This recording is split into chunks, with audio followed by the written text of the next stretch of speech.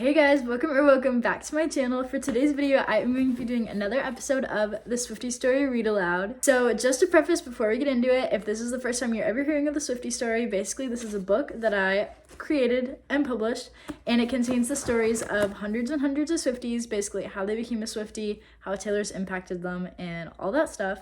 And the goal is to get this book to Taylor so we can give it to her as a gift and she can know how important she is to so many people. But yeah, so without any further ado, let's get on to the video.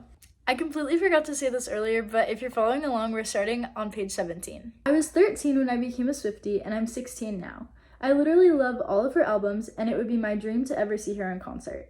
I became a Swiftie when a friend showed me the Miss Americana movie, then I started listening to many songs, especially from Reputation and Folklore, and I started to follow every news about her music when she announced the re-recordings.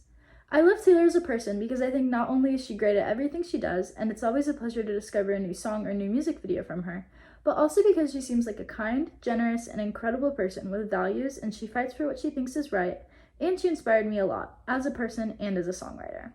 Her music does not only fit every mood swings I have, but it also makes me feel comfortable. When I'm listening to Taylor's music, I'm in my own world and no one can hurt me. My favorite song is probably Cornelia Street because it is powerful as hell, and I must admit, I have a thing for breakup songs. I love being a Swiftie because not only Taylor is always doing so much for her fans and giving us news and things to be excited about all the time, but also because the Swiftie community has become my safe place too, as people are so kind and support each other in everything they do. Taylor, if there's something that I could tell you if I was in front of you, is thank you for everything you've given me. I was enchanted to meet you and never stop believing in yourself. Ariana.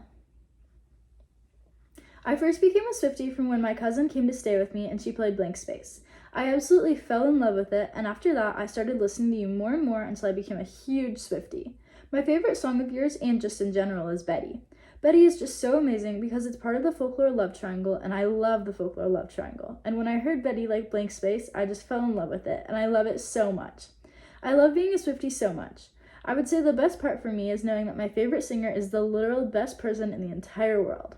Eva K. Dear Taylor, when I was 6, I remember my cousin getting a 1989 CD for Christmas one year. I would always beg her to listen to it. Fast forward 9 years, and here I am with piles of friendship bracelets and shelves full of vinyls. You forever changed my life. You got me through all the hard times. I would never be where I am today if it wasn't for you. I hope you have the best birthday in the world because you truly deserve it. You are the music industry. I love you to the moon and to Saturn. Carly. I love Taylor Swift to the moon and to Saturn. I became a Swiftie about last October near the Midnight's release. I'm a newer Swiftie, but it doesn't mean I love her any less. I had always respected Taylor as an artist, but I really branched out into her music around Midnights. My best friends are also Swifties, and they helped me explore her discography. I have so many posters and flags of her in my room, it's wild. My all-time favorite song ever is All Too Well 10-minute version, Taylor's version from The Vault. I know that it is popular, but something about that song makes me cry. I'm a dancer, and each year I get a solo for competitions. This year my solo song is Paper Rings. This is my absolute favorite solo that I have ever had. I spent $300 on custom tap shoes to match the song. My dream is to finally go to a Taylor Swift concert and maybe even one day meet her. Miss Swift is the #1 artist in the world, but I still feel like she is so near and dear to my heart. Taylor, if you are able to read this, just know that you are my everything. Thank you for bringing this world happiness. Quinn. My being a Swiftie started when the Red album came out. I loved We're Never Ever Getting Back Together. That was my absolute favorite song at 8 years old. I would watch the music video over and over. When 1989 was announced, it became the first album I ever bought. I had the CD, and I paid for it on Apple Music. I loved 1989. I would watch the Blank Space music video 100 times a day. I Wish You Would was my alarm, and I would wake up to it every day. Being a Swiftie is the best part of my personality. Thank you, Taylor. Kendall. I always say Taylor Swift saved me. I started listening to Taylor during the 1989 era. I would always request to listen to Shake It Off in the car or have a Taylor Swift dance party with my cousins. Eventually, that turned into more, and I started to listen to other albums. I remember getting into fights with my sister over which lyrics to Love Story were the right ones. I was right. During lockdown, Taylor was one of the main things that got me through it. She was like my best friend that didn't even know my name.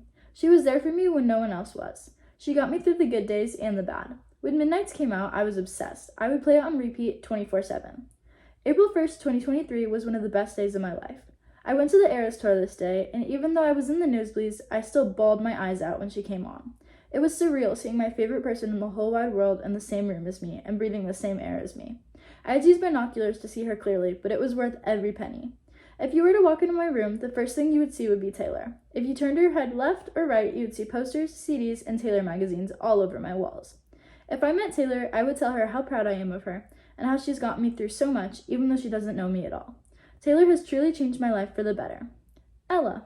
Alright guys, that is it for this read aloud. If you enjoyed, please make sure to leave a thumbs up and comment down below if you want the next part. I don't even remember what part number we're on.